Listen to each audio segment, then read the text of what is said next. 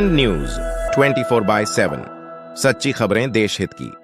सरकार प्रदेश में ऐसी विफल सरकार साबित हुई है जिसने हर मामले में प्रदेश को पटरी से उतारने का काम किया है। हमारे हरियाणा प्रदेश की जो पहचान थी उस पहचान को भी धूमिल करने का काम किया है। जो प्रदेश हरियाणा प्रदेश देश में विकास के मामले में जाना जाता था, आपस में भाईचारे के लिए मशहूर था, खुशहाली के लिए, खेल खिलाड़ियों के लिए, आपसी प्यार प्रेम भाईचारे के लिए देश में नंबर 1 पे आता था। आज वो प्रदेश खट्टर सरकार में विकास में तो पिछड़ गया, विकास दर में 17वें नंबर पे है। देश में नंबर 1 अगर पहुंच गया तो बेरोजगारी में देश में नंबर 1 बनाने का काम इस सरकार ने किया है। खेल खिलाड़ियों का ये हरियाणा था जहाँ दूध दही का खाना था, आज वही हरियाणा नशे में देश में नंबर 1 बनाने का काम अगर किया है तो इस खट्टर सरकार ने नशे में नंबर 1 आज हरियाणा बन गया। हर घर में एक नौजवान पढ़ा लिखा बेरोजगार, हरियाणा के नौजवान को चौराहे पे लाने का काम, बेरोजगारी की गिरफ्त में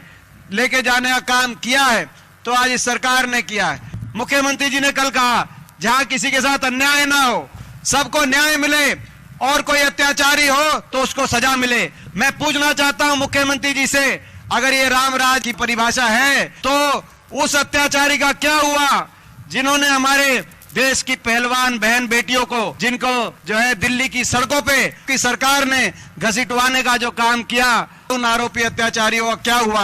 आपने कहा सबको न्याय मिलना चाहिए, किसी के साथ अन्याय ना हो, राम राज है, तो उन 750 किसानों का क्या हुआ जिनकी जान कुर्बान हो गई, उनको न्याय दिलाने का क्या हुआ?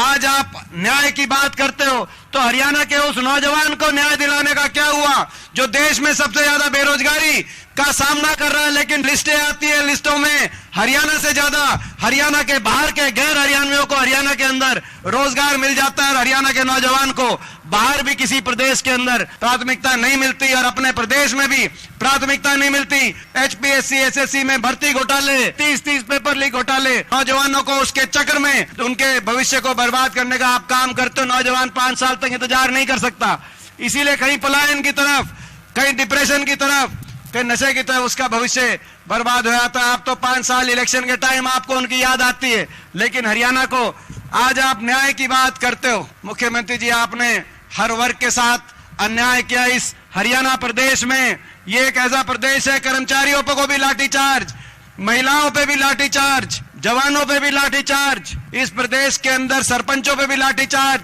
काम कुछ किया नहीं 5 साल तक। एक कोई विकास कार्य ये बताएं, एक कोई बड़ा काम किया हो, कोई थर्मल का कारखाना लगाया हो, कोई विश्वविद्यालय बनाया हो, कोई नई नहर बनवाई हो, काम किया नहीं। कामों को खत्म करने का काम किया, दादूपुर नलवी नहर हमने बनवाई थी, उसको कहीं अटवाने का इन्होंने काम किया, काम नहीं किया।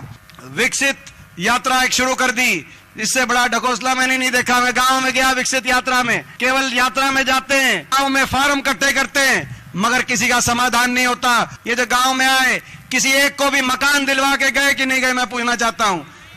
ये विकसित यात्रा आखिर में इलेक्शन के टाइम आपको नौजवान की याद आई, आग से इलेक्शन के टाइम में आपको गरीब की याद आई, कोई एक प्लॉट दिलवाया। ये जो विकसित का जो आता है, सारे गरीब बैठे हैं। साहब मैं पूछना चाहता हूं, किसी मकान में क्यों आके किसी ने एक प्लॉट दिलाने का इन्होंने काम किया हो, किसी एक को मकान दिलवाने का काम किया हो? आप फॉर्म ले जाते, इकट्ठे करके ले जाते हो और कहते हो कि चंडीगढ़ पहुंचाएंगे। चंडीगढ़ पहुंचो तो कहो दिल्ली पहुंचाएंगे। कोई पोर्टल आ जाता है, कहीं फैमिली आईडी आ जाती है, फैमिली आईडी के जंजाल में कहीं प्रॉपर्टी आईडी आ जाती है, लोगों को उनकी सुविधाओं से वंचित रखने का काम करते हो। ये अन्याय आज हरियाणा के साथ 10 साल हरियाणा को विकास की पटरी से उतारने का काम किया और आपका राम राज का नाम लेके कह रहे हो कि सबके साथ न्याय जहां हो वो राम राज है। न्याय तो आपने अन्याय बहुत कर लिया।